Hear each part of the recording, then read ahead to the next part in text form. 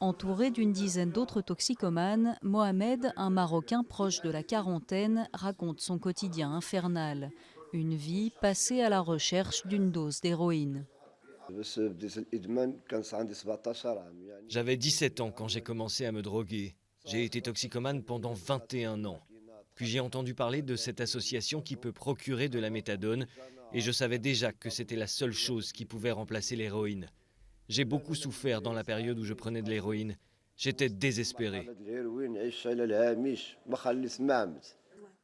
Dans un pays où le conservatisme isole les toxicomanes du reste de la société, l'association Hasnouna, fondée en 2006, est l'une des rares institutions essayant de les aider. C'est aussi la seule à procurer de la méthadone, substitut thérapeutique de l'héroïne. L'accompagnement, c'est ce que j'ai fait aujourd'hui dans mon atelier, où j'ai parlé du comportement et comment on peut le changer grâce à la méthadone. Mais elle est juste un pont, ce n'est pas le but qu'on doit se fixer pour le reste de notre vie.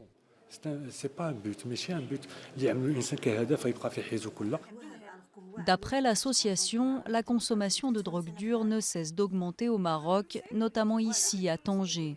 La drogue viendrait principalement de l'Europe via l'enclave espagnole de Ceuta. Une dose coûte entre 3 et 5 euros, un prix qui pousse certains usagers à la délinquance ou à la prostitution et mène souvent à l'exclusion de toute vie sociale.